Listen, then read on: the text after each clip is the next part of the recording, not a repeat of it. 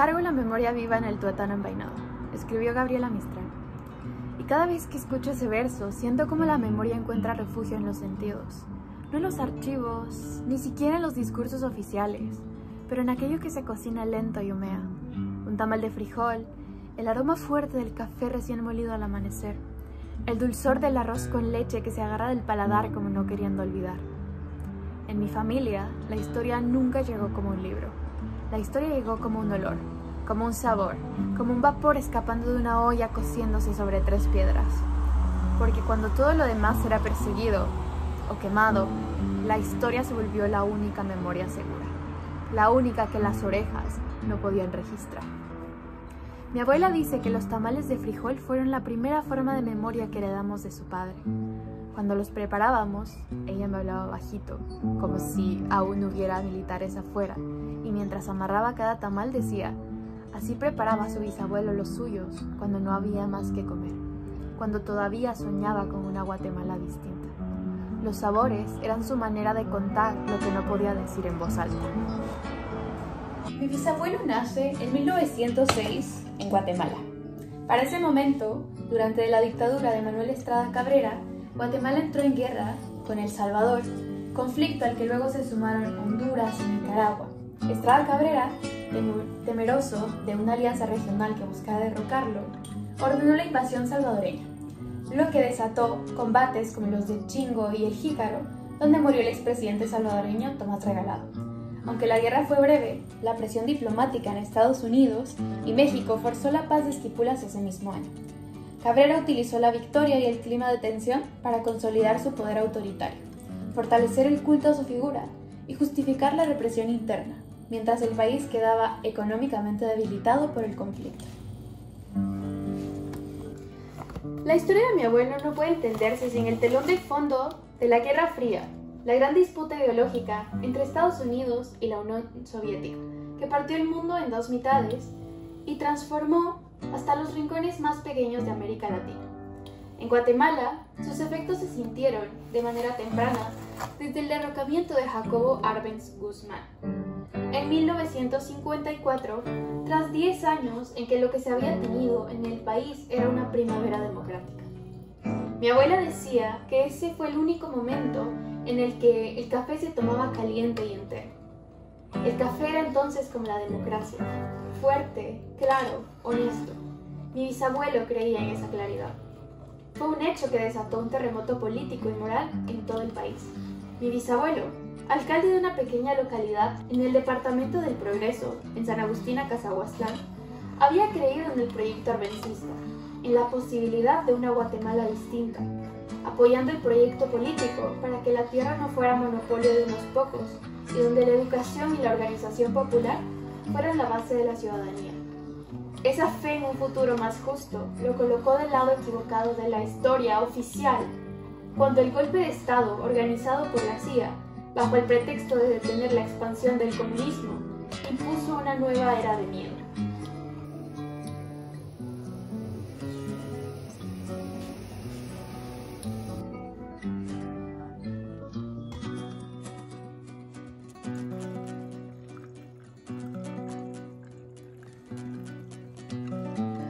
Después del golpe, el café se enfriaba.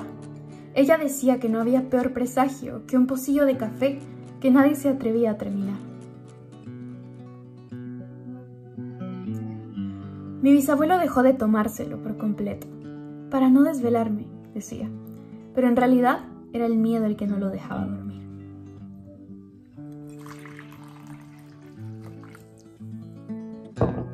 A partir de ese momento, la vida pública y privada de mi bisabuelo se vio marcada por la sospecha. Ser arbencista se convirtió en una etiqueta peligrosa.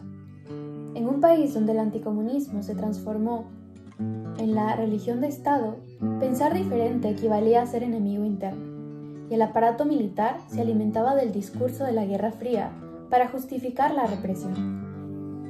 Mi bisabuelo fue señalado, vigilado y finalmente perseguido.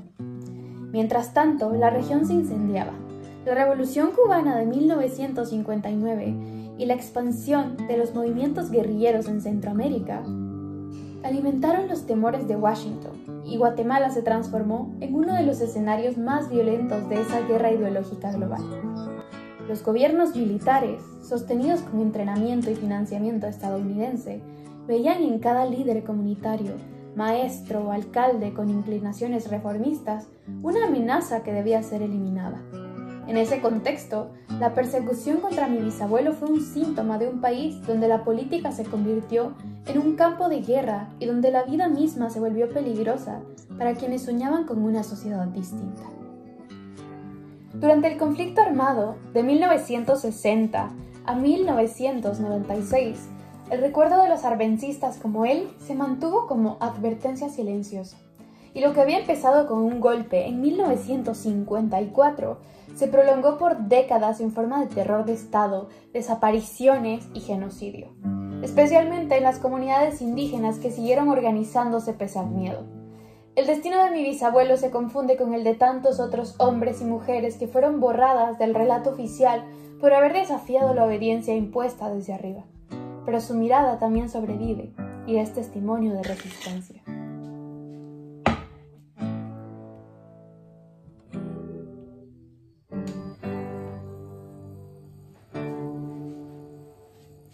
En este sentido y contexto histórico, su familia, Luisa Monzón, y sus hijos, Héctor, Rosalía, Margarita, Elena, Edgar, Hugo, Roberto, Alicia, Eduardo, Luz, Obdulio y Medardo, sufrieron las consecuencias de las persecuciones hacia su esposo y su papá, respectivamente.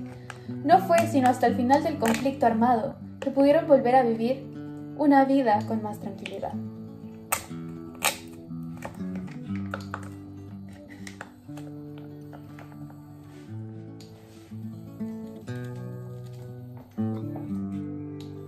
Mientras lo vigilaban, la casa olía siempre a la preparación de esos tamales de frijol. Era lo único que no delataba abundancia ni celebración. El frijol, decía mi abuela, es un alimento que pasa desapercibido, pero te mantiene en pie.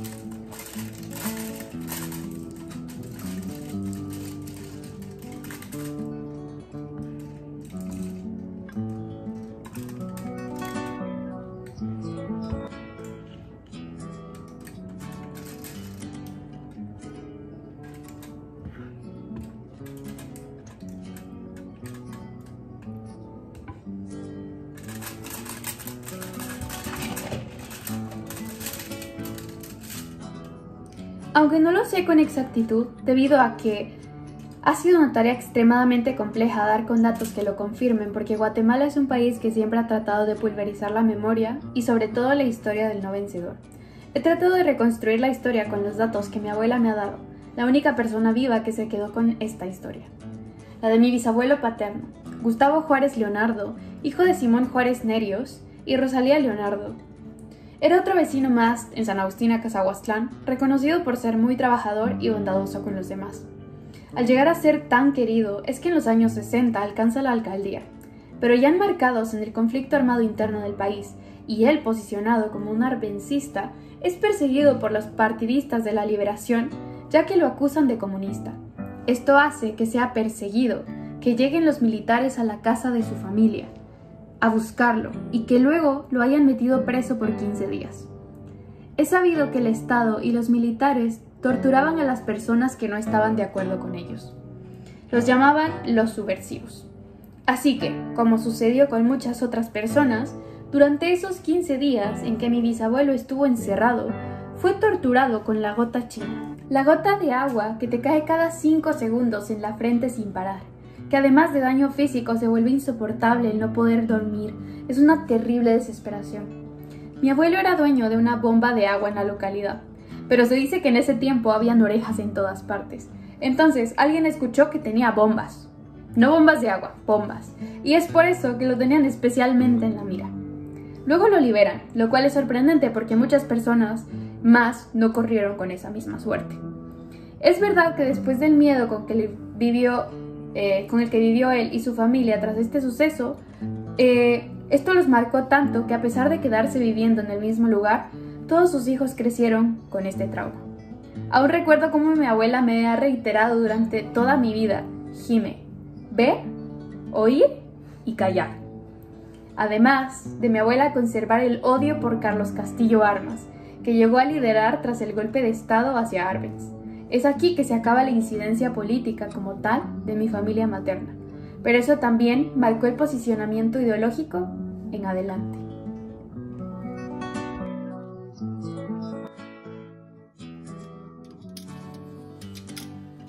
A unos cuantos kilómetros de San Agustín a Casahuastlán, en Puerto Barrios, Izabal, también vivía mi bisabuela paterna.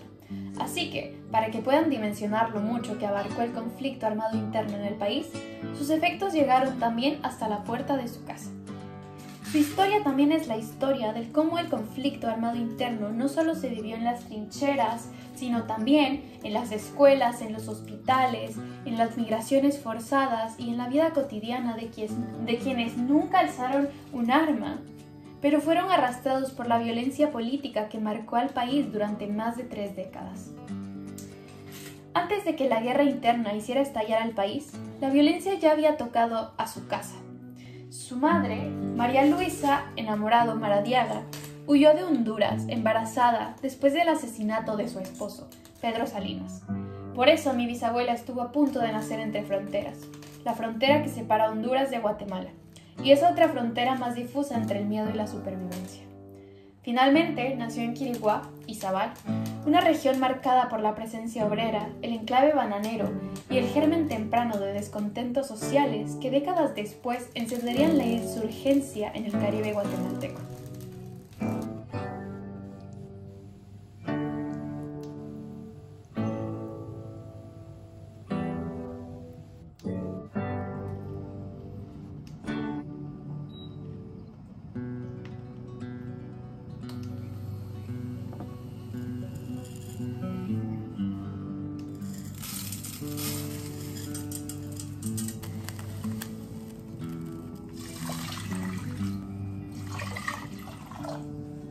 En un país donde el analfabetismo superaba el 80%, mi bisabuela fue una excepción. Más tarde se formaría como enfermera anestesista, una profesión escasa y sumamente valorada.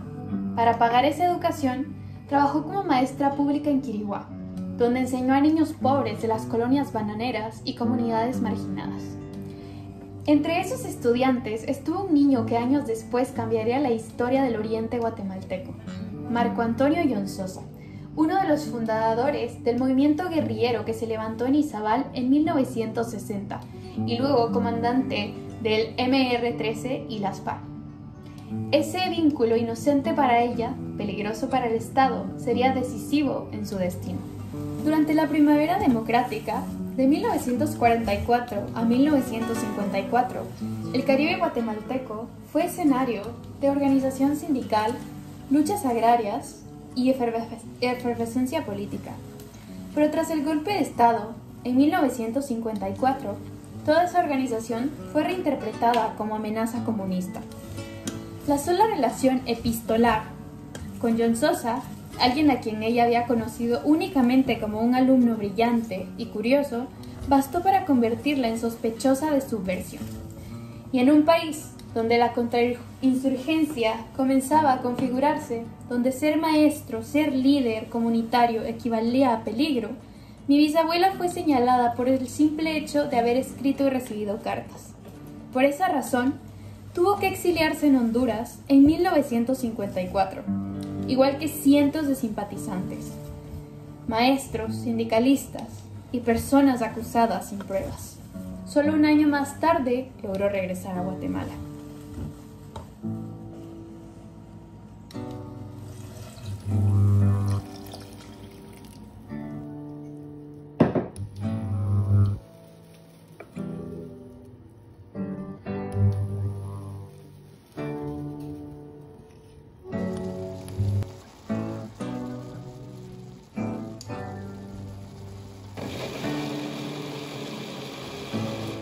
Cuando inició formalmente la insurgencia en 1960, Izabal fue uno de los primeros territorios en levantarse.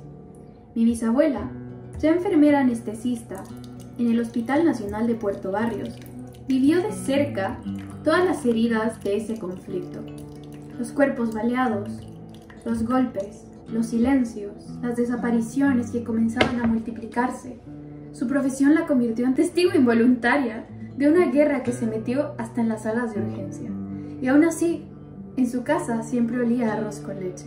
Ese olor, hirviendo con canela, era su forma de sostener la vida en un tiempo donde todo parecía desmoronarse. Prepararlo era un gesto pequeño, pero también era un recordatorio de que dentro del conflicto también había un refugio en lo inmaterial, y que incluso una mujer señalada, exiliada y vigilada podía construir algo diferente. La señora Nila nunca militó, pero sus lecturas, su formación laica y curiosa, su gusto por los libros sobre geopolítica y guerra interna, la colocaron en ese terreno gris, donde pensar también era un riesgo.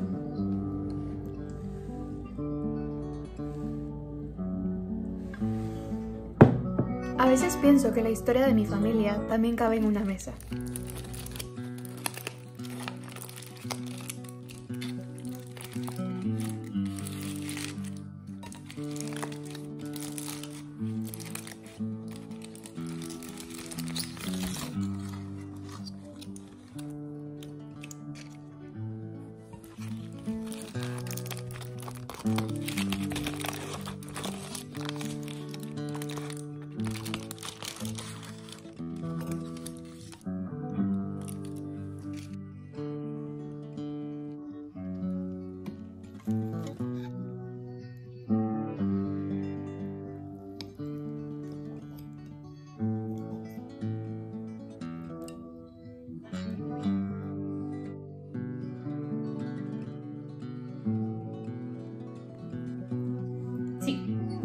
A veces definitivamente pienso que la historia de mi familia cabe en una mesa.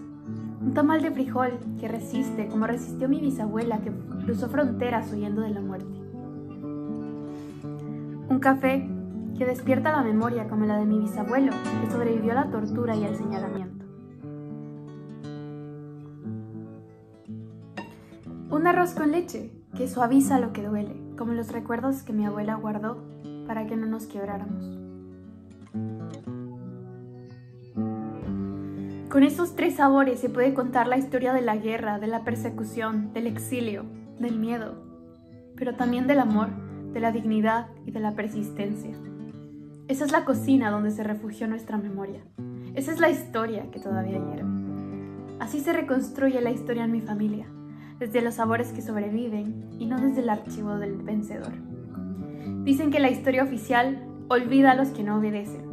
Pero nuestra historia, la de mi bisabuelo, la de mi bisabuela, la mía, se sostiene en la memoria inmaterial, que vive en los sentidos.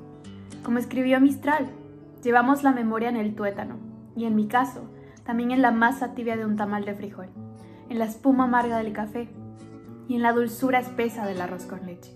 Ahí, donde nadie puede quemarla ni perseguirla, esa memoria sigue viva.